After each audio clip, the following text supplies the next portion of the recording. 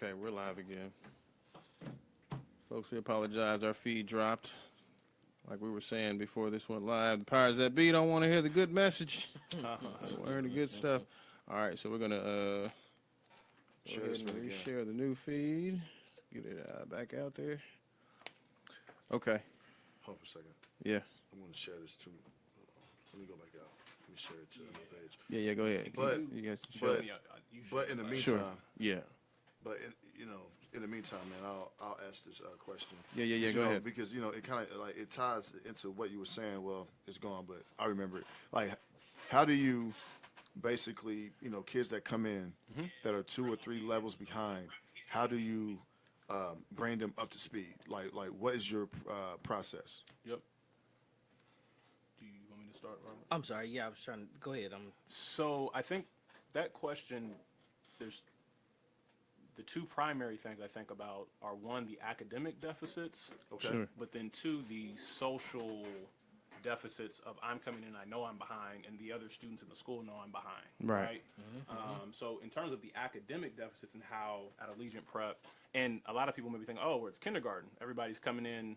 The deficits can't really be that big. Right. No, the deficits are huge. Right. I've done pre-diagnostics where we have a student that comes in and literally doesn't know, the student didn't know their name. Wow. They've been called the nickname at home so much that's all Wow. they knew. So when I was like Rick Anderson, serious? That is, the oh, student man. didn't write all That the way is to a strange. Wow, student. I've never heard of that. Wow. Yeah, That's, so I've seen this, right? Versus, a student who comes in and they know their colors, they know the alphabet, they can count to 10. Right. The great thing is as Robert said, we're open to all students regardless of where you start. A few, I think, structural things that address academically the needs are, we have a longer school day and a longer school year, Right. Right. With that also being said, oral acquisition in terms of oral language and development are really big for, ELL students, students with disabilities, or students that are just starting school. So we have a really big emphasis on vocabulary development. Right. In class, when we're talking, if you're answering a question, it's not yes, no, it's yes or no because, and you're expected to give a full sentence when you respond. yeah, because Not you have to just have a shrugging. reason Right, why you. Right. Exactly. It's not just saying, hey, sad and happy are the only feelings. No, actually, we read a book today, and our new vocabulary word we brought out was jovial. That's another form for happy. We're going to put that on our vocab wall, and I'm going to look to see students that are using that within context, Awesome. right? So vocabulary development is big for all students. Absolutely. Also, differentiation. Again, you can't just have students that are all over the place coming in and say, I'm just going to do one general lesson, right, in Right. reading.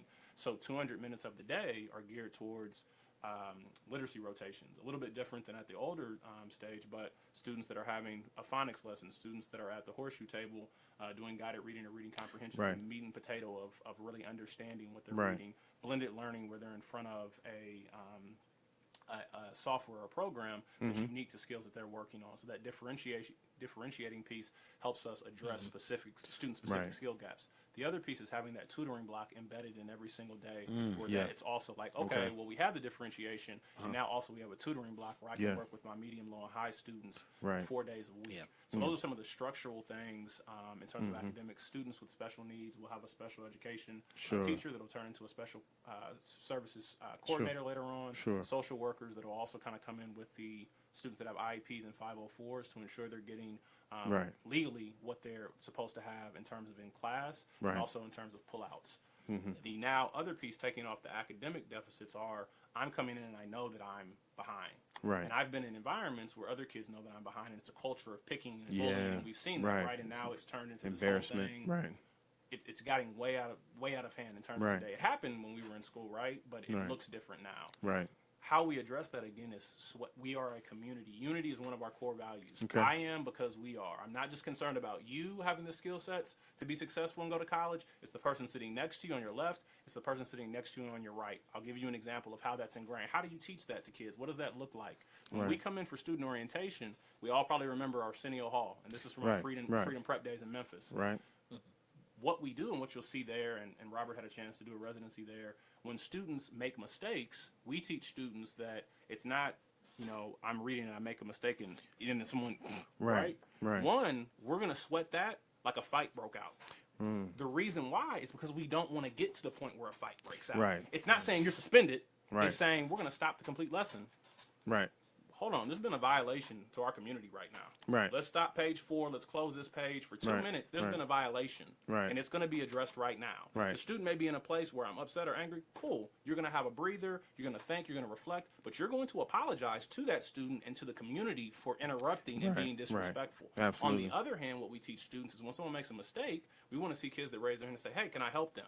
If I Right. get done with my work early and I'm reading my my individual books, but I see that John is struggling, hey, Mr. Anderson, can I help them out? Absolutely. That's the mindset we want to start to build, Right. right? As an adult, we talk about the crabs in the barrel. Sure. That's where it starts in kindergarten and first Absolutely. grade. The other piece is even when someone makes a mistake, we're doing this if they're fighting to try to get it right. Right. You see this. It's like we're cheering, right? Right, And you'll start right. to see the adults at the beginning of the school year more so leading it. But by the Right. middle of the year, you just see kids naturally doing this. yeah, So that's absolutely. addressing the social piece of I know I'm behind, but I'm in a community that supports me to be Absolutely. successful. It's not a Absolutely. eye against eye kind of thing. Right. Yeah, I mean, because most of that you are empowering, Absolutely. Yeah, the You want kid. those kids to know that making mistakes is okay. It's how you part of react life. as a Yeah. part of that mistake, and you have the support. Yep. Right. It's like, we had a show on mental health, and it's amazing how many people will sift by and not recognize that they may have a mental health problem for the sake of shame and not wanting people to know. And it's just like maybe that started as a kid. Yeah. we got to get them out of that phase and get them more open and understanding that it's okay if something happened. They're It's people. how you're reacting. They're- It's how you come out, how you win out of it. You know what I'm saying? And then have the culture like you're stating that's going to help you rise above. And now it's okay if I'm behind or I don't know the answer. we do. Some kids even and I had my son again in his second year. He's on his road to ecstasy, man. He's just been awesome. But the second year, he's really struggled with trying to keep up with the teacher because the teacher was going too fast. And I said, you can take notes, right? Yeah. You can stop the teacher and do that, right? He was like, oh. And ever since then, he comes home. I'm like, what kind of notes you take today? Oh, here's my notes right here. He has notes for every class. Yeah. It's because he understands that helps me. But some kids are afraid to do that. Well, the teacher said that I can't write. I have to pay attention. Why can't he take notes? What's the problem with taking notes? If you don't understand, everybody learns at a different pace. So taking notes should be okay. So, as a college preparatory school, it's something that's very important for us. Not just taking notes, but being able to annotate text Right. in an appropriate fashion. One of the things I wanted to add to what Rick talked about, he did Sure, a great job sure. talking about the So I got the church fan academic going. side. Yeah. Hilarious. It's just about Look over life. the accountability piece, right? Far too often, kids are given low expectations, right? Especially kids of color. Right. And they'll rise to whatever expectations that you set for them. So if you set the bar this high, Right. that's where they're going to jump. So if you say it's 5 foot, they're going to jump 5 foot Right. one, right? But if you set that joker at 10 foot, they're going to meet those expectations. And so for us as school leaders, that begins before a student ever steps foot on Absolutely. campus. Good. Both of us have every intention on completing home visits for every student that's enrolled. And at these home visits, sitting down with mom, dad, grandmom, whoever's there, and student at the coffee table. Yeah. We're looking through an agreement. I don't want to call it a contract because it's not a legally binding Sure. situation. Sure. But really what it covers, here are the things that you can expect from us as a school. Yeah. But guess what? Here are the things we expect from you as a parent. Absolutely. And then here are the things we expect from you as a student. Sure. I understand that you're 2 grade levels behind, but we're going to get you there if you're able to meet these expectations, Right. if you're willing to do the work. Right. Hard work is one of our values. Absolutely. Endurance is one of our values, and endurance isn't about running. It's about when you're reading and you get Sustaining. tired, are you able to sustain that Absolutely. momentum Yeah. and that effort? And so they're held accountable throughout the course of the school year with Sure. regards to that contract and those expectations, and always setting a high bar for our students, both academically and behaviorally, is really Right. important. So, Right. Wow, man. That's Hey, awesome. Shout out to the viewers. I mean, there's a lot of comments, man. Yeah. I mean, that are great comments and questions as well. So please keep posting Yes, your, yes. your comments and the questions that you may have. One question is, and this is a very good question, do you think teachers can further delay students by teaching students from a deficit mindset versus a growth mindset? we see it every day, don't we? Yeah. We see it every day. And I can't speak for what Rick's instruction will be, but part of our PD will be covering growth mindset for all of our teachers. They're also going to get cultural competency training. They'll receive some.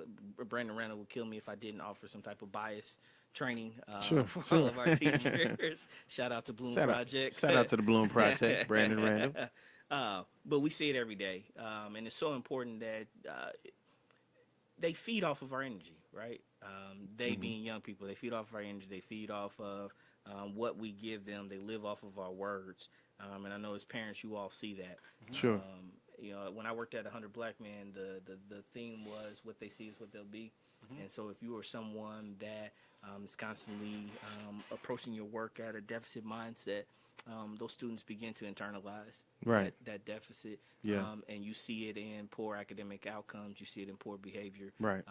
Which turns a school on its head, which we've all described situations where we've seen that.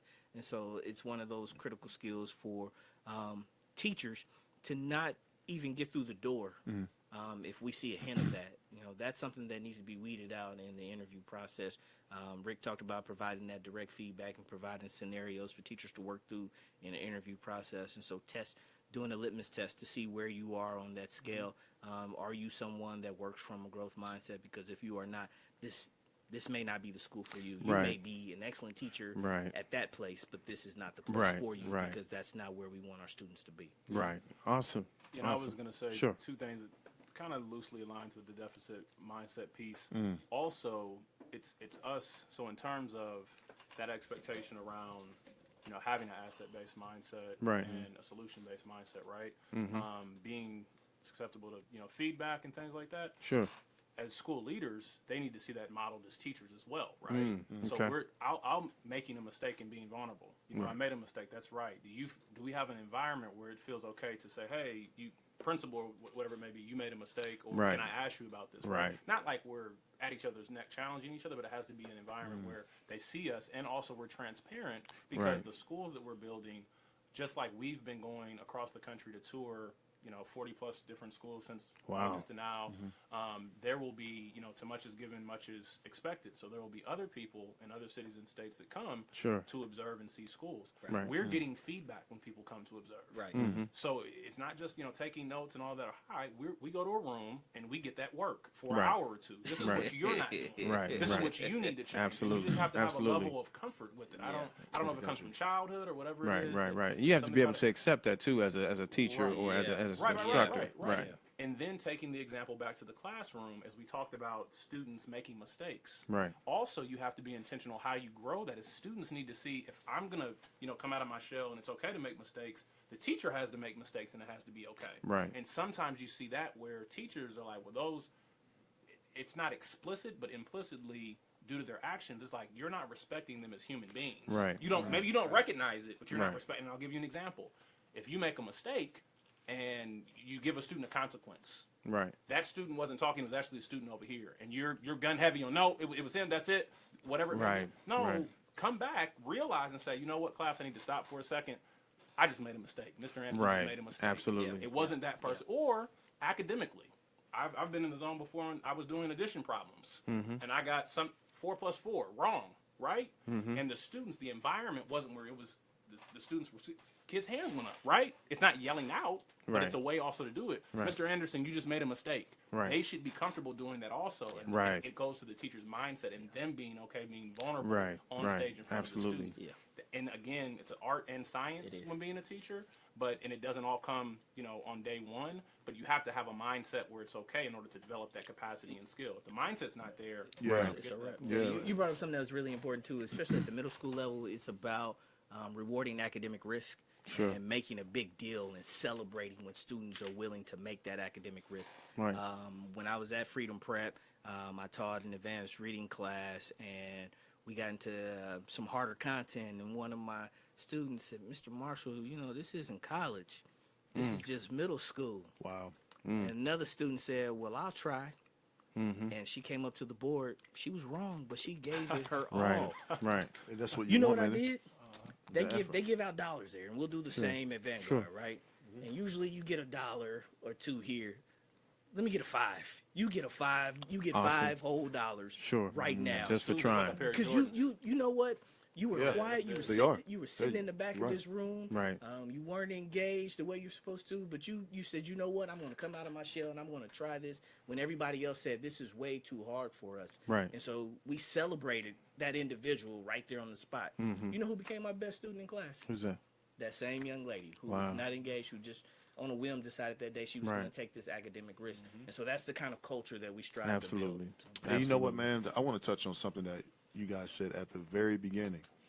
How you said, and I'll paraphrase, how you said, like, I mean, you didn't choose to teach, like it chose you. Yeah. What do you mean by that?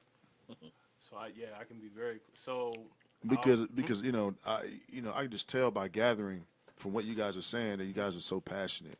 So I believe it is a calling. But what do you mean by what you said? I'll try to use economy of language because I know I've been pretty verbose. So I'll start here in Indianapolis. I had a mentor. My mom and dad got divorced when I was in 4th or 5th grade. Okay. And still have a great relationship with my dad, but obviously the distance, in any childhood has its impact.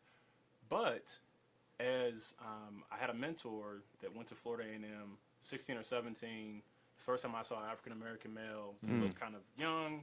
He was making money. He talked like he was making money. So I was like, wherever you go, I want to go. Right. Like it didn't matter where, I was going to try to go. Right. It's sad that I saw that at 16 or 17 Sure. and I was that inspired. I should have been seeing that way before. But, Sure. So anyway, fast forward, he always said, wherever you go, make sure you're slingshotting people by you. I remember my mom would always, we would go do community service and things like that and serve. If you're having a really bad day, go be with somebody who's at a Sure. lower level than you and then be quiet because you can see what a really bad day looks like. So that's Sure. just probably something that's part of my DNA. As I graduated, during the housing collapse, right, a lot of people didn't have jobs, and I was getting ready to start working with a Fortune 500 company, making money, a pension, all this stuff. And that, as I moved from California to Springfield, Illinois, as I got promoted, I started tapping back into my mom and my mentor saying, you need to start serving wherever you go, Sure. make it your community and serve. Sure. Became a big brother, big sister mentor. Sure. Started doing like a business and education partnership with the chamber. Right. That turned into me creating a 7-week youth leadership development program Nice. for 25 rising juniors and seniors. Every Awesome. Saturday, I'm still working full time. Right. Program goes really, really great, and I just have this burning desire. Like almost, I've never been depressed, but on Sundays I would wake up and it was just like, man, I don't want to get in this car and go. Like, Right. I want to do something that's making Right. an impact. Call my mom, right? That's what everybody does when you're Right. conflicted. Sure. I called Sure. my mom. Like, Mom, I'm thinking about going into education. Right. And the phone went dead Mm. because you just went to college.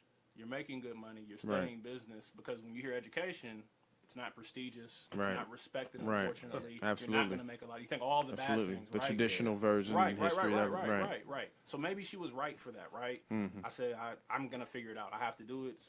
So Sure. from there, I applied and got into Teach for America, did my time in Memphis as a teacher and school leader, and then got here. So my journey was very much in terms of like taking a 50% pay cut and coming into education, not knowing if I was going to be successful in the classroom, Wow. not knowing if Memphis. So it's always been pretty risky for me, and going into it kind of as a renegade. But it's very, very rewarding and fulfilling, as Yeah. Robert knows, and it's something again that chooses you once you're in it. When you can see a child that comes in that doesn't know their full name and they just know their nickname, and by the end they're Wow. coming in and they know how to read and they know how to comprehend. Right. And then you start to see, we talk about the environment at home being changed, how you can't change that environment. Maybe you can't. Maybe on a practical level you can't, but we can start to change students internally, and from the changes they see when they go outside in their community and their homes, you see the families start valuing reading more, right? Now we're doing our life work. We love it because they're coming home saying, no, I have to get it done because our class is supposed to be earning the dance party on Friday. We have to have 100% get it done. So they Right. start to see, oh, well, the child is really excited. That may be a contrast of any engagement they ever had when they were in school Right. with students, or what their interaction that student may have had at the previous school. That's not everyone. That's just like specific kind of examples. Sure. But that's my not using economy of language. The reason why. Sure. Yeah. Sure. So before I get into mine, I'm gonna go ahead and say yo to the Noops, achieving in every field of human endeavor. Reason why I say that is because the gentleman that inspired Rick was a Noop. So we're not just achieving, we're Shout also out to Adrian inspiring, Anthony. He's inspiring probably- others yeah, to it's achieve. yeah. That's awesome. Awesome. That's Yeah. what's up. That's what's great. up. So for me, we were talking about this a little earlier, man. Yeah. my first African American male teacher was Mr. Browner at Lawrence North. Shout out to Mr. Browner. Man, I was a junior in high school before I had an African American male teacher. I saw I other never- African American male teachers in school building. Shout out to Frizzell Brown, Edward Buff. I saw him, but I didn't have him in class until Right. Mr. Browner's African American history class. Right. And it did something for me. And we were talking earlier about how that could have changed the narrative for us Sure. as black males if in kindergarten, first grade, You had fifth that grade, figure, right. sixth grade, we had an African American teacher leading classrooms. We had an African American male that was leading a school. Sure. What that could have done for our own self-image, our Self-esteem, own yeah. self-esteem, all Yeah. of that. And so I almost feel like it's not just a calling, it's a responsibility, right? Right. If you know better, you do better. And so my whole career, I graduated from Morehouse College. Morehouse was founded for teachers and preachers. I don't know if people know that or Yeah. not. Okay. And so I'm fulfilling my That's legacy where as a Morehouse Algernon man. went. Yeah, he was. Yeah, I have a story about that one too. That's my guy. Shout out to Algernon, man. So, my whole career has been dedicated to going back into neighborhoods that I've lived in, and I have similar experiences with those young people. Being an African American male doesn't make me the expert to help all African American males, but it definitely makes me uniquely qualified to do so. I met with Representative Baining, who's really huge in education for the state of Indiana. Okay. He was sharing with me, he went to a conference, and one of the things that was shared with him were there were these factors that show that lend themselves to people getting caught in the cycle of poverty, right? Right. And so the leading factor was single-parent household. One of them was a household with very low educational attainment, and then the other one was being in a household that was in the poverty level. Sure. And I said, it's interesting that you say that, Representative Baining, because I check off all those boxes, but here I am. Right. Right. And so I have a responsibility, and that's what my career's been all about, is going back to individuals that check those boxes to say, no, you don't have to be stuck in that cycle. Here's an opportunity, and education is a very strong vehicle Sure. to help students and families to be able to break that cycle. Absolutely. So, that's what inspires me to get back into this work. Absolutely. Nice, man. And, Those are beautiful reasons, man, Some, why you guys are doing what you're doing. yeah, absolutely. There's a couple of things that I feel like are missing. We have more technology. We have kids learning faster than ever, but they're not applying themselves. Yes, sir. And I think it's because they're getting too much. I hate to say this, because too much education is not bad, but when it's not going toward the technology and things that are going on today. So, for instance, like growing up, we didn't learn much about like credit and financial stability and all the things that you need once you turn 18. All the stuff that smacks you in the face. You're like, oh, I need to care about this stuff. How are you guys implementing that in the youth? Because it's important that they start getting this stuff. And from 8 to 12 years old is really when you gather everything that you've learned in that 4 years, and you take that and become this teenager that nobody understands. And I think a lot of it is because not only the teachers, but the parents have left the kids to fend for themselves mentally, because you can talk, you can tell me when you want to eat, you can tell me what kind of clothes you want, you can tell me all these things. Can you tell me about credit? Can you tell me what respect is? Can you? There's so many elements missing that kids don't get between 8 and 12, because those important skills that they are going to need being a teenager, they need to learn there. Why aren't they learning that there? And how do you guys plan to implement these things into that, so that when they become teenagers, it's a more respectable and understanding of what they need to be after the teen years? For sure. People tell me I'm crazy for wanting to open a middle school, because middle school, what was that Disney movie with the emotions? Oh yeah. I can't remember the name of the movie now, but kids are, if you look at the neuroscience, they're literally and physically out of their mind. Right. It's just what it is, right? Yeah, right. So people tell me I'm crazy for going into that. And things are, you're right, much worse because they have access to social media. Right. and It's not they adding up are- at school. Yeah, they're exposed to so much adult content Right. before they're actually Sure. able to handle it. Mm-hmm. In terms of how we teach some of those real life skills, at school, at Vanguard, there's a few things that happen. One, every morning before the official academic classes begin, we have what we refer to as morning motivation. Okay. Morning motivation is an opportunity for us to really instill the school values, but also connect the school values to things that are happening in the real world. Okay. So every day, if the value for this particular month happens to be integrity, then we're going to look at a news article that shows integrity, or a news article that shows a lack of integrity. Right. And we're going to have some serious discussion about why this situation happened, how do we problem solve and get through that. The other thing that we are providing, we have a critical thinking course line, right? Okay. That starts in 5th grade and runs through 8th grade. And in this critical thinking class, our end game is for every student that leaves Vanguard Collegiate to be what a Vanguard is, which is a leader in thought, word, and action, right? Right. And so you have to know how to impact change in your community, whether it be on the policy side, whether Sure. it be development side, grassroots sides. And so when you look at the critical thinking class, you start off by learning basic logic. Okay. You're learning logic games and how do you, if they tell you that A equals B and B equals C, so therefore sounds like C the equals LSAT. A. Yes, very Sounds much so. like that, Right. just Very like the much so. LSAT, yeah. Very much so. They're also discussing political theory. So Right. modern and ancient political theory. So you have 5th and 6th graders that are picking up Plato and Socrates, but they're also picking up Thoreau, and they're connecting those things to modern day happenings to understand the principles behind it. And there's co-curricular activities that are connected to it. So when you're learning this political theory, you're also going to Page Right. at the State Center. So now you've learned about policy as part of social studies, right? Your government class. You've also learned about political theory that went behind that government class, and now you're going to see how it transpires on the day-to-day. Okay. And then one of the last pieces is centered around, in that critical thinking line, is service learning. And Okay. so one of the things that I didn't mention earlier that's special about our schools, we have a capstone project that requires students to develop and implement and evaluate a service project that meets a serious need in the community. So Okay. how we identify that serious need is in 7th grade year, inviting community partners in. So if that's the Crystal Moore House, or if that's Hallville Library, or if that's one of the churches over Friendship Baptist, Sure. one of the churches that's over there, to come in and do a pitch fest. Here's the need that we have, and here's how students can work on it. And again, those projects can be your traditional service learning projects.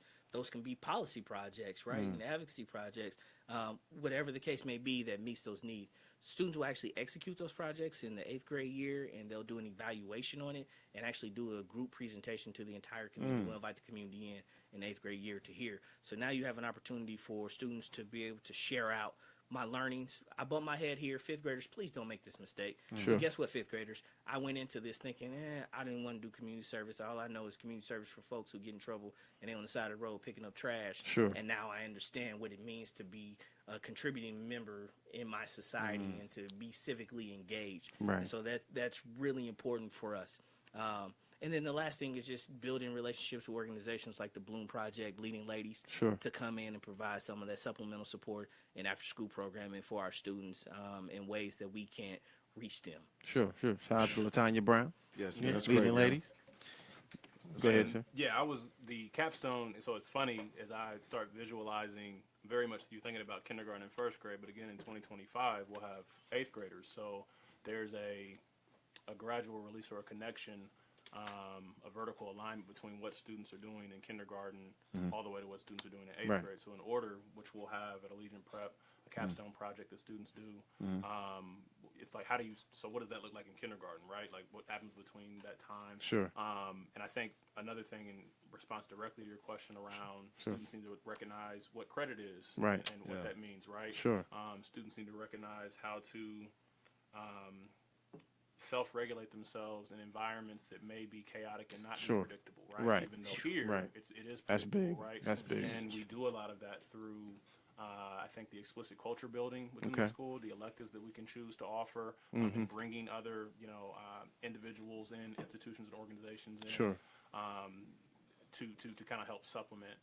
I was also thinking about on the younger end with kindergarten and 1st grade, even STEM is really big right now, and well, it's always been big, but it's really high, like it's a big thing right now, right? Sure. Yeah. And adding an A to that with arts, so it's not just science, technology, Right, engineering, right. math, but even being intentional around for choice time in kindergarten. What are the toys that we have out for students, right? So is it just ponies and tails and trucks, Right. or is it Legos? Because Legos are really, really good ways for students to start Building using their blocks, hands, right. building Yeah. blocks, and getting into engineering. And my son right? builds everything. Right, Oh right, my goodness. right. Is it so even being intentional around the type of, even in our free time or Right. unstructured time, these things that seem fun for the students, does it build to aligning or building a skill or capacity that's aligned to a certain profession or career? Sure. It's going to be really, really bigger in demand, right? Right. The other piece that I think is very powerful, it's around cultural relevancy. There's a lot of power, right? Remember when we were slaves, they said the biggest reason why we didn't want slaves to read is because they're going to figure out this system is rigged, right? Like they're treating me unfairly, and I know that, but we don't want them to read and become literate and be able to study up on this. Right. We have, especially, when you go into Allegiant Prep and the libraries, the classroom libraries, you'll build a powerful opportunity to not just say, hey, like the books that I read, I started at, I don't know, daycares and things like that. Sure. Went to some living rooms and then showed up to Heritage Christian. Mm. And I was behind Right. because of the background knowledge that a lot of these more affluent students had, Right. had developed. Right. I didn't know, right? Yeah. Also, the books that I were reading, a lot of them didn't look like anyone that looked like me, Absolutely. any other, right? Right. So that's a powerful thing as well, and a responsibility Definitely. we have to say, hey, within this text where we're learning about a scientist, an engineer, they need to look, and Right. the standards, the comprehension, the reading skills that we need to hit and master are still aligned to what our standards are. Right. But we have a responsibility, not just like, yeah, it's a nice to have. No, you have a responsibility to put images Right. of students, Asian, Latino, African American, Absolutely. right, in different roles that are kind of against what they typically may see, Sure. themselves or these other races in. Sure.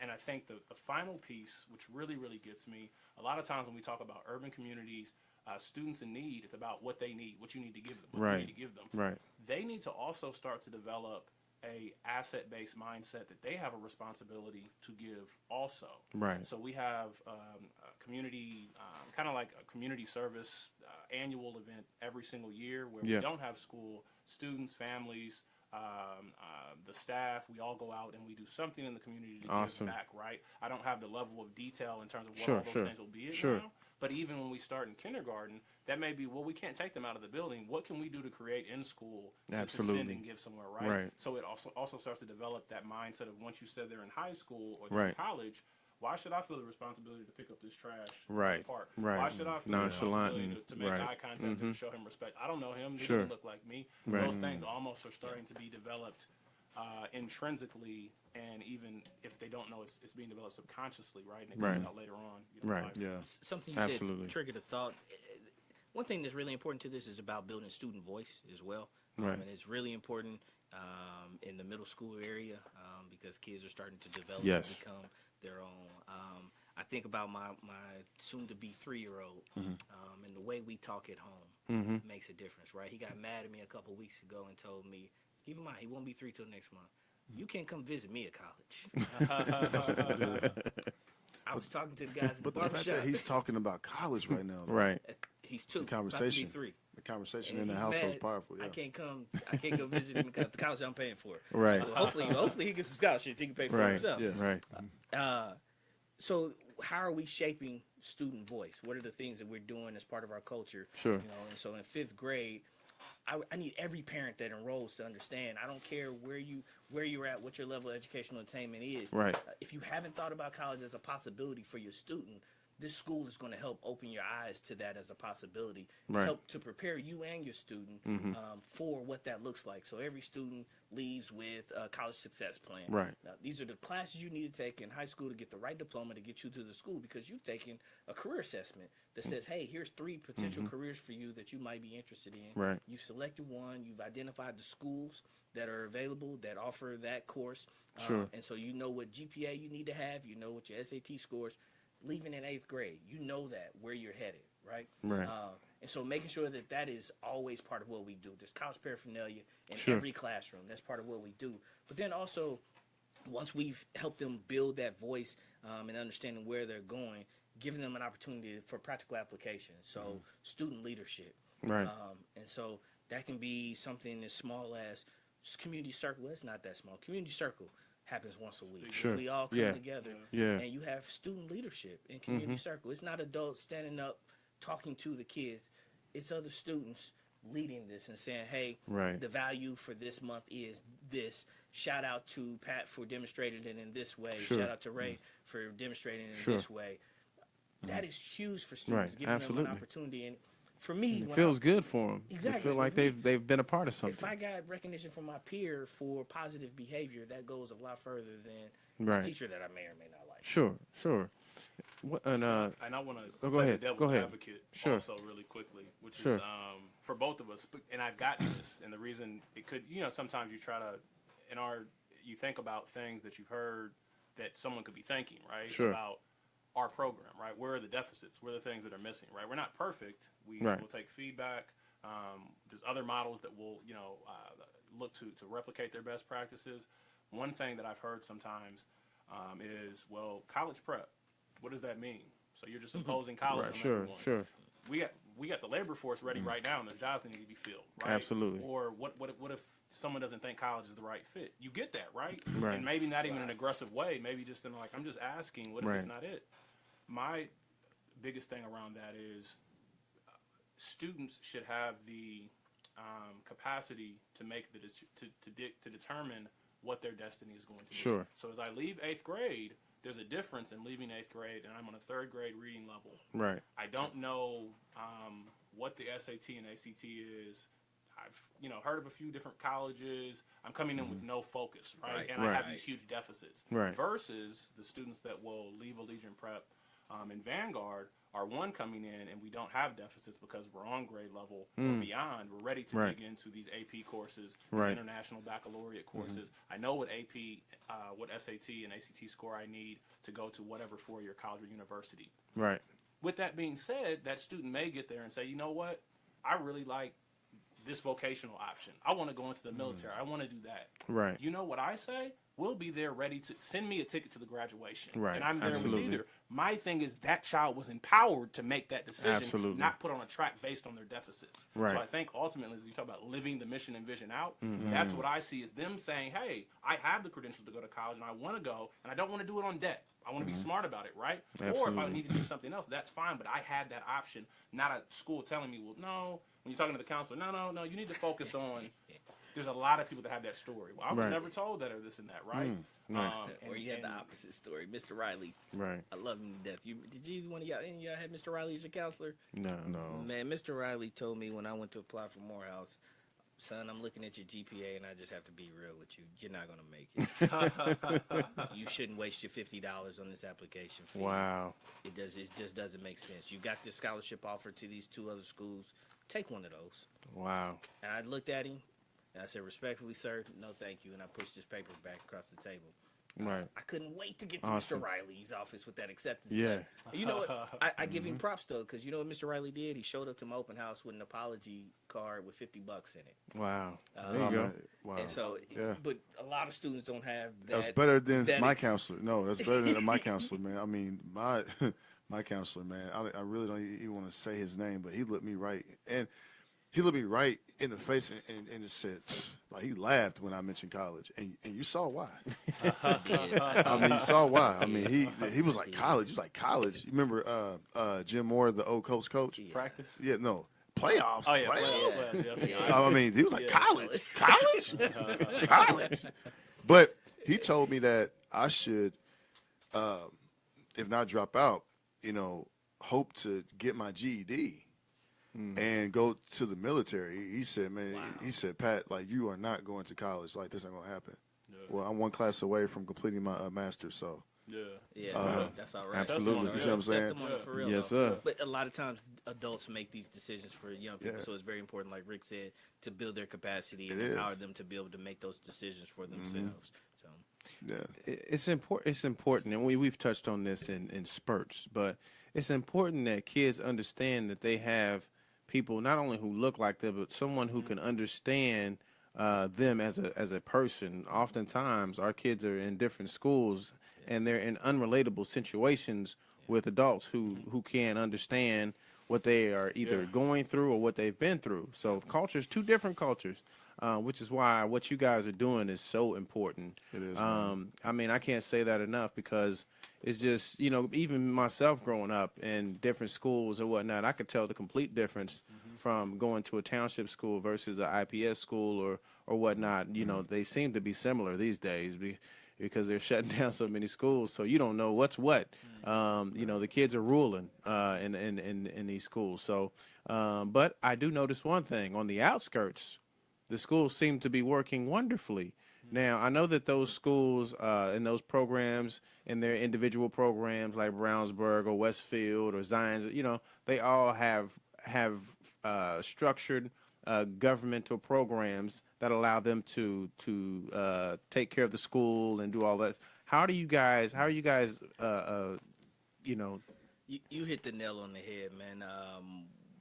We've seen it time and time again. Schools fall apart when they have this charismatic leader, right? That's inspiring students to be their best, that's inspiring teachers to be their best, and for whatever reason that person leaves. And there's no systems in place to sustain that level of excellence, and the schools completely fall apart. Arlington High, I was just having a conversation with some educators earlier that attended Arlington High School. It's a prime example. Right. You had Jackie there for years. Right. Dr. Greenwood there for years, and it was a good school. Right. And then we've seen the fits and starts that has been Arlington over the last 15 years. Did they close Arlington? It's, if I'm not mistaken, it was one of the ones that was recommended. I don't think anything's been officially closed yet. They There's make a the decision decision. in September? Yeah. Right. Right. And so I think everybody's kind of on edge, waiting and watching to see. Yeah, what I was happens talking with regards to the that. head basketball coach. I play in a league with him, and he was saying that you know, they're just waiting right now to kind of see what's going on because it's they're just floating, you know, but they're doing what they can until some decisions can be made. But they did say that other people are like coming in and they're having these meetings about what to do with the school, and they're not including anybody on the surface of already there, who are yeah. actually dealing with the kids themselves. It's more of a business move, it seems like. You know, like, what can we do with this school? You know, so people are coming in and visiting, and, you know, the worth and the square footage, all that talk, and nothing about the education portion of it. So it just sucks to hear that those kind of things are happening. And I understand that there's also business and people, you mentioned the company earlier that all they do is manage charter schools. So, you know, it's one of those things where they just want to see how they can help plan them. You know, and that's okay. But then, you know, what are you guys really there for if education is not the discussion? You know, that should always be the discussion. How can we make an impact in this community? You know, how can we raise the what do you call it? The you know, the enrollment. How can we raise the enrollment? A lot of the high schools are closing because the enrollment is low. You know, and people are getting mad, but you know, a lot of people are going to townships with these bad kids, and you know, townships are becoming you know what I'm saying? The problem is not being fixed. You have to learn how to engage. Moving, right. Yeah. You even if you move, and I'll just talk to the parents on this. Even if you move your bad kid to a better school, So-called Can we not call so-called them bad bad kid. kids? Yeah, Okay, yeah, okay. exactly. okay, So-called bad or challenging. I'll take that back. A kid who is going through some things, who may not have the best background or structure, is being moved from one area to another with that same structure still not there. Right. So you're not fixing the problem. Right. It's important to get him in a structure where he can be engaged by those who understand what's going on and ultimately raised academically. Correct. Okay. What I was trying to say. Yeah. Sorry, what I is- didn't mean No, to you say good, you good. bad Yeah, what kid. is what is the overall goal, man, for y'all? Like 5-10 years from now? To have excellent schools. It's very We simple. rooting for y'all, man. Yeah, Is man. that All year econ long. lang? Yeah. Is that Yeah, economy yeah, language? yeah. To open excellent schools. Yeah. And I wanted to say too. I like plural though. Schools. There are some excellent school leaders out there, and school leaders of color. We get caught up in this ed reform, ed choice convo, and I think what gets neglected a lot of times that those school leaders of color need support from communities of color. Absolutely. You know, whether it be a Brian Dinkins, who's a great school leader over at Providence Crystal Ray, or if it's Shaquan Eli opening up Ignite Charter Academy, Sure. or if it's Mariama Carson the good folks over at Condesi. Mm-hmm. Those folks need the community support, and Right. particularly communities of color, to Tell 'em support to holler at them. us. You can When be a we're voice. having this charter versus public conversation. Sure. Don't forget your brethren. I wanted to sure. make sure that I said that, man. Yeah, Yeah, for man. sure. Bring them here, For man. sure, it's our community is on the rise. We're getting there, and people are waking up and starting to get there. But one thing that we have to get over as a community is supporting better support, better support internally, externally. Anytime that it comes to us wanting to help one another. So there's some big things going on with government money have to coming support. in. And what's happening with that. We can't quite put a finger on it, and those programs are not wanting to extend the help to people. Like I'll say this: if you're a government non-for-profit and you're receiving $10-12 million, in your capacity, you could probably only serve about 200 kids. So you have a lot of leftover money. Wouldn't it be square of you to reach out to other programs? Like you guys' program or whatever you got, and say, hey, our capacity is filled with how many kids versus how many employees we have or people we've hired to help us. So here's 1.5 million. Can you take on these kids and extend the program or take on a program? Do you think that because I love what you guys are doing. Like you're what, K through Ultimately, K through 8. K through 8, and you're 5 through 8. 5 through 8. Now, this is like, this doesn't happen. You know what I'm saying? Like, you guys are both starting charter schools, and you guys are working together, building on saying like, hey, maybe we can add this, and still individually have your own programs. That's major. Yeah. We need more of this because there's things that you can do and fulfill in your program that he can't, and vice versa. Right. So we have to get out of this stigma as a community that because we have this grant money and we have this program that we can say, hey, can you take on these extra 100 kids? How do you guys plan to engage not only with you guys together, but other schools and other communities on trying to build this back out? Because I know what you guys are doing with your programs are great, but how do you guys plan on working with other programs and not only making them better, but making creating a standard? So me being in nonprofit, it's interesting that you mentioned this whole collaboration piece. Sure. In nonprofit, especially youth serving agencies, collaboration has been terrible, right? But what happened in the last couple of years, there was a shift where funders said, nope, I'm not giving you that $1 million unless you go work with A, B, So and and C. so, right, Forcing the collaboration. So there was a carrot. People had to. right, I don't think that's the case in the space that we're in. right. The interesting part about it, at least my experience, has been that when I've reached out to other school leaders, for the most part, they've all been very welcoming. Good. You've had a few that are like, nah, you the competition. Right, I can't right. mess with you. Right. What is that? But there are a few other. For me, it's not even about competition. Right. It's all about the kids. And if there's something, a piece of my school design that you want to steal and take to enhance yours, perfect, because that's in the best Right. interest of students. I'm not mad about that, Right. right? Not everybody has that Sure. in them. Right. But some of the school leaders that I've encountered and have established relationships with, man, are those that are genuine, that have students' best interest at heart. And we've talked a lot about, especially with the high schools that I've connected with, Sure. what's your ideal student? I need to know. If a student comes in as a freshman, give me the 10 things Right. that they need to display, the 10 things that they need Right. to know, so that we can crystallize our design centered around that. Because when they leave us, they got to come to you. Right.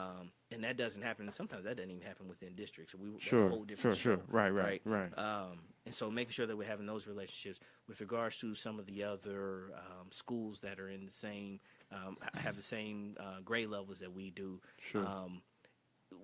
They've been great thought partners. And so I think we've had this unique relationship with some of these partners that just doesn't happen. But you're absolutely right. More of it has to happen if Indianapolis is going to be serious about Absolutely. quality education. And for me, being middle school, nationally we don't do middle school well, but in Indy we do terribly. Right, We have for the right. last 20, 30 years Right. in middle school. I was telling a lady, there's a district that has a B high school, but all of their middle schools are D's. Right. And Right. have been for the last 2 years. We Right. just don't do that grade level well. And so I can't do it well without strong relationships with elementary schools that are sending their students to me, Right. and strong high schools Okay. that I'm sending my schools to help me prepare the students. Right. Wow. Yeah, I was gonna just say, you know, I come into this work with a deep level of respect and humility in terms of knowing that I don't know all, and there's a lot of things that I, you know, do know, but also that I don't know. Just like Sure. students with Yeah, capacity, exactly. with assets and deficits. Sure. And I'd be remiss if I didn't acknowledge the, you know, individuals at different schools that Sure. I've went into, that school leaders that gave me 30 or 40 minutes of their time, that Sure. have been in here doing this work, that deserve, hopefully, you know, to be in Sure. here talking about their schools and getting support of their community. Absolutely. In terms of like how we start to stimulate that Sure. collaboration. Right.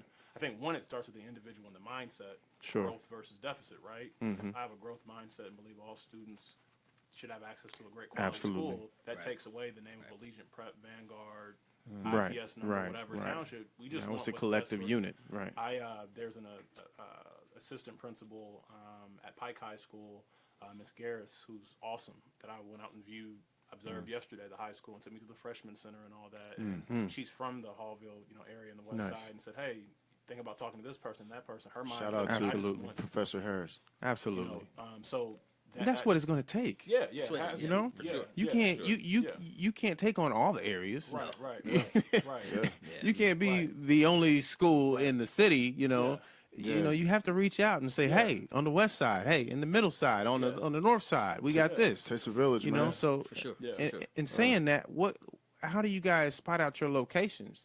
And you know, is that because that's going to be important Yeah. to what you're doing? Are you looking at like urban areas, or you know, what are you guys doing in that Yeah. area? So, for me, in terms of what informed the target area that I Sure. would be humbled and very, very excited for Allegiant Prep to open in the fall 2018 is the Hallville area. So Okay. when you think about coming down West 16th That's a good Street, area. Absolutely. 14th and Bellevue, I really put down my Sure. stake there. I've been working at a church and Yeah. different early child care education centers. The two things before moving back to Indianapolis from Memphis that I saw is one, as Robert said, there's just certain areas of town where chronically schools have underperformed. You know, Right. DNF schools that Right. are on state assessments and state tests. Right. You have more kids that fail this college readiness assessment than pass this college readiness assessment. Not an indictment on the individuals in the building or whatever it may have been. That's on paper, right? Right. That's fact. Right. So one, obviously, I see that as unjust, right? You can see the cycle, right? Right. I know right now there's a lot of attention, as there should be, and focus on the shootings that happened at the funeral Yes. and all of that, and, Yes. and the young lady that died with respect to her and her family. Sure. That's immediate death, right? Right. But we're still talking about life and death starting in kindergarten sure. and first grade, Yes. right? Right. Those Yes. students, I can see it play out. If Right, you go right. to a low-performing elementary that feeds into a low-performing middle school Sure. that feeds into a low-performing high school, cycle, man, the cycle repeats. continues, Exactly. right? Right, It's a right. song. So we with that being said, that was first. There aren't enough quality schools for these families that absolutely fundamentally have a right to have access to a quality school the same way you do at Park Tudor or Hamilton Southeastern or whatever Yes. these different towns, right? Right. So one was need. Two, I also saw, I like going where the most challenge is. Right. Right. So the last piece of the mission of Allegiant Prep is to live a life of positive action, and leaning into that. I understand also in terms of sitting and listening to, on Tuesdays, I do the Gleaners Mobile Food Bank in the parking lot at Kroger's, West Nice. Michigan, and I've been doing that the last month and a half. So it's not just embedding myself in like school education, just the life. I'm from Indianapolis, but I'm not from the West Side. Right. Right. I may have Right. some similarities because I'm an African American male. Sure. But I'm coming in here with deficits as well. So tell Absolutely. me, Absolutely. I'm working here. Someone that's homeless that went to a Right. school talking to me. The guy that sells hats in front of the Kroger, right? Right. The Right. librarian, the person, Miss V's, a small sandwich shop that people Sure. need to go to off West Michigan. Just sitting and listening, right? Being a student. Right. I love being a student, right? Maybe that's Right. why we're in education. Yep. But with that being That's what said, it takes to be a leader. right. So understanding that this community has had a lot of people come in and play the hat trick, right? Like, Right. I have what you need for this community. I know what they need and this and that, and then you're out. Right. or it's associated with money, whatever it is. I don't Right. have a lot of Yeah. Right. context. Yeah. I'm understanding the mindset that rightfully so some have, and the cut of the eye when I come and say I want to open a charter school. Right. Right. So I think for me, those were the two biggest reasons: the need, Right. and also this is a vulnerable community in terms of currently where a lot of families are. But the Hallville area actually comes from a rich history of the Dust Bowl and things Right, like that. The right. huge basketball programs back in the day, the pride around the high school, right? Yep. Christmas Addicts is around the corner, right? Used to be a baseball field over there. In that area. all those pieces, right? Right. So there's a heritage there that needs to be restored, but there's also a level of respect that Yeah. that I have to come into this work with. So that's my reason for wanting to. Absolutely. So- Absolutely. So when I worked at CLD, one of the things I was charged with doing is CLD had this stigma around them that they were only serving kids that were already on their way to college. And so we were trying to dispel that myth, but we wanted to make sure that we weren't actually doing that. So we Sure. did this huge research on who we were serving and who we weren't serving. During that same time, the mayor's office at the time came out with these hot spots, right? These are the areas with the highest crime, the lowest level of education attainment, highest levels of poverty. And so those became target areas for us at CLD. One of those areas was 46222 in the Hallville neighborhood. Yeah. Sure. And when you look at the numbers, my computer just died on me, but I remember a few of them. The average household income is less than $30,000. 10% of the adult population over there has a Yeah. college degree. But then when you begin to look at the schools in 2015, all the schools in 46222 had failing ISTEP rates. Wow. The It's highest unbelievable. in that area was 52%. Yeah. When we were doing research, we were looking at 46208 and 46222, and we saw schools with 2, 3, 6% of their students passed ISTEP. Oh my goodness. Well, what about 46218? I don't have my data on That's 46208. not far. That's not far from there though. That's where I grew up at. Yeah, same here, it's- yeah. So there's a tremendous need in that space. And Rick talked about there being a heritage, a long-standing culture. When you think about Sure. how long Krista Morehouse has been there and what it's Right. meant to that community, Right. you think about the Nancy and the high level of outreach and engagement she has with the community over at that Hallville Library. Right. And so, and even when I look at, we attend a lot of meetings over there, West Side Education Task Force, the Hallville Neighborhood Association is a special group of people that will always have a special place in my heart Peterson. because they are fighting Sure. for their neighborhood. And you consider where they are, they're just on the other side of the river, right? They're prime real estate for gentrification. What are the three components that make up the formula for gentrification? In order to do so, you have to have access to quality food, quality housing, and quality education. And so one of my fears that I've often shared with Rick is that I don't want Vanguard or Legion Prep to be conduits for gentrification. Right. Right. Right. And so working with that community, using the knowledge that I have and the experience that I have, they remind me so much of Martindale Brightwood when I worked in that neighborhood. It was just a community that loved their neighborhood Right. and was willing to fight for their neighborhood. They weren't blind to the blights and the challenges in their neighborhood, but they were working the best of their capacity to address those. And so wanting desperately to be part of that effort and figuring out how this school can be part of a solution that breaks that cycle of 10%, Yes. college graduation rate in that area. So. Absolutely. Man, this is great, man. Yeah, this I is mean, great. we got to do this again. Absolutely. We appreciate you, fellas. Yeah, thank you. What Yeah, you man, appreciate you, man, for coming. What you Yeah. guys are doing is major, and we're going to support you guys all year long. Thank you. We got to set up a couple more of these so that we can continue breaking in and helping people understand the importance of charter schools, and not only that, charter schools that are operated by African Americans who can give a perspective of the inner city and understand what it takes. And I'm not knocking any other school programs or they know what works for them, and it's working. Right? You look on the outside of 465, they know what works for them. Right. And it's working. So, it's important for us to get more of these on the inner or in 465. And so we can start planting and building these out because most of the urban kids are missing out, right? They have to go flee to the outskirts, and chances are they're still learning under traditional systems that don't necessarily help them grow academically, and they still fall victim to the system. So, We you would know, definitely, man, set this up yeah, again. we definitely got to set this up again. What we like to do is closing remarks. So, if you guys could just tell people again who you are, what you do, and how they can reach you, and just give them your plea. Before I do that, I just want to say first and foremost, thank you all. One, for the opportunity to be here to share problem. out today. Yes, sir. Yeah, I thank didn't you, know man, how for you would coming. receive the message when I sent you, like, hey, man, I don't know if you know, but there's 3 African-American males opening school the next year. You need to get them on. Absolutely. Oh, yeah, man. I I'm appreciate glad the- that you reached out. I man. appreciate the opportunity. Absolutely. Yeah. But I think more than that, I'm appreciative of the platform, man. Thank you. Indy needs it, man. We have a void that we haven't really been able to fill the way we need to since the passing of the late great For sure. Amos Brown. Yes, and sir. so to out have to a Amos platform Brown, yeah. where we can get our messages out there is important. Absolutely. So definitely thank you all. Appreciate that, man. Yes. For those first-time listeners that tuned in just because Rick and I are on here, make sure that you tune in on a regular basis. right? Absolutely. So you said name, what we're doing. My name is Robert Marshall. I am the lead founder for Vanguard Collegiate of Indianapolis, a 5 through 8 proposed charter school for the west side of Indianapolis. It is a school that is focused on being college preparatory, that supports all students no matter where their need is, and is focused in on intentional character development for students. I can be reached at R. Marshall, that's RMARSHALL, at buildingexcellenceschools.org. That's R. Marshall at buildingexcellenceschools.org. Absolutely. And Thank you.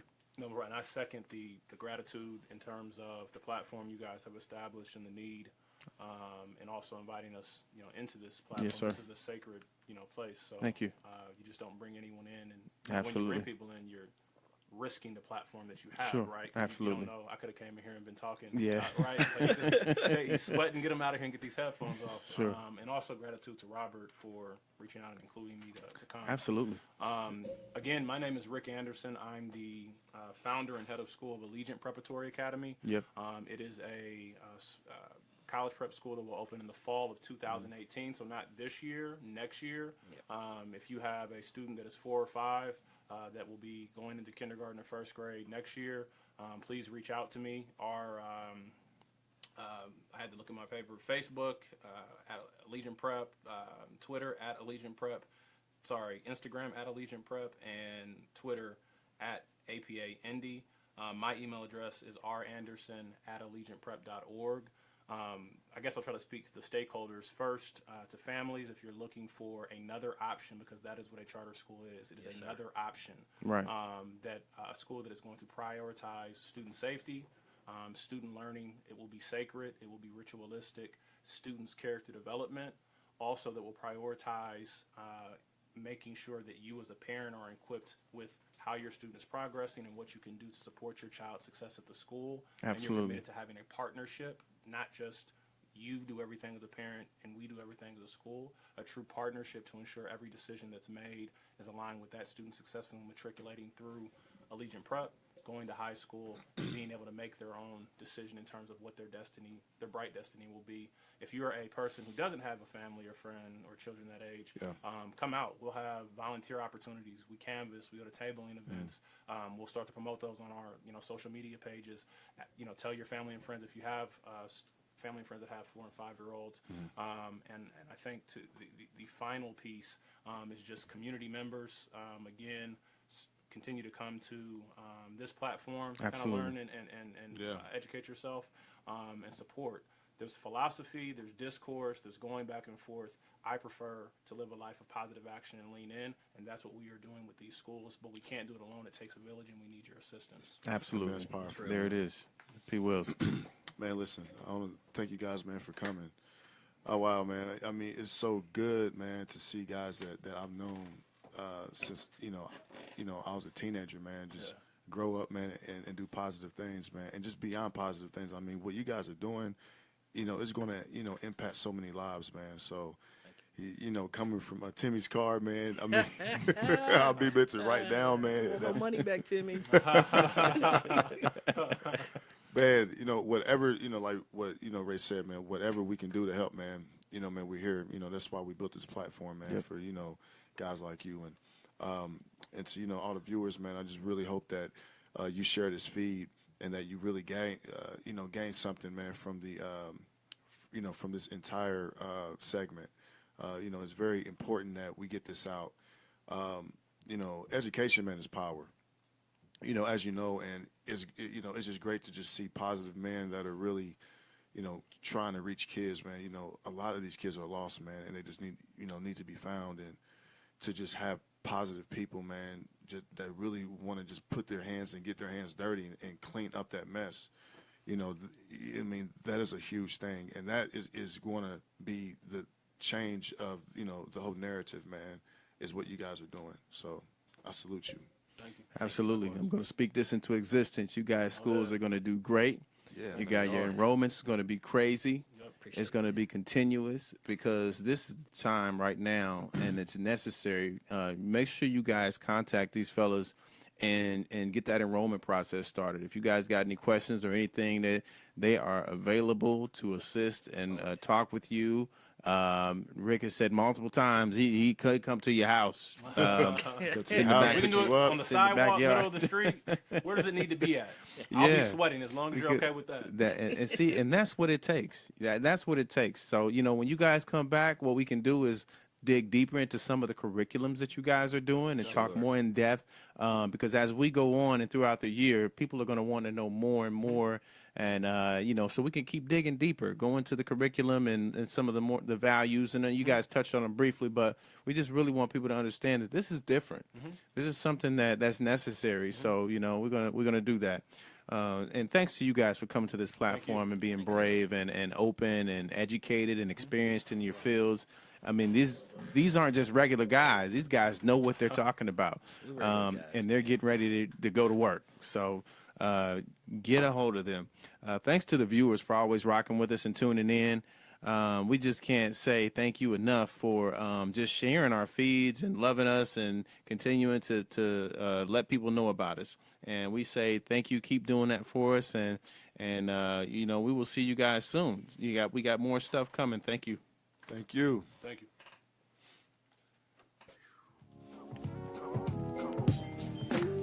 Welcome to the Gray Area. The Gray Area Media. We've obligated ourselves to be the voice for all communities, speaking on topics that include community, religion, education, politics, technology, sports, health, and wellness. The Gray Area Media is a platform created by longtime friends for the sole purpose of providing our communities with the ability to voice current, past, and modern-day issues. The Gray Area, in its naming significance, solely speaks to the area in which people shy away from speaking because of media-based constraints or contractual-based obligations. Well, I'm here to tell you, we don't do that here. So please, stay tuned in. We're going to go live in a few minutes. Don't forget, please add us as a friend on Facebook so that you can follow our live feed.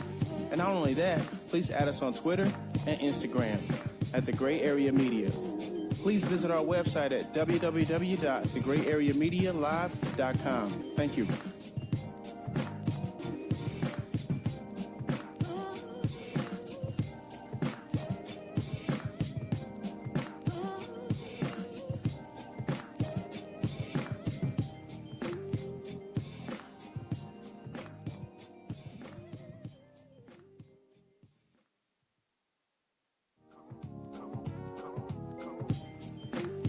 Welcome to the Gray Area. The Gray Area Media. We've obligated ourselves to be the voice for all communities, speaking on topics that include community, religion, education, politics, technology, sports, health, and wellness. The Gray Area Media is a platform created by longtime friends for the sole purpose of providing our communities with the ability to voice current, past, and modern-day issues. The Gray Area, in its naming significance, solely speaks to the area in which people shy away from speaking because of media-based constraints or contractual-based obligations. Well, I'm here to tell you, we don't do that here. So please, stay tuned in. We're going to go live in a few minutes. Don't forget, please add us as a friend on Facebook so that you can follow our live feed. And not only that, please add us on Twitter and Instagram at The Gray Area Media. Please visit our website at www.thegrayareamedialive.com. Thank you.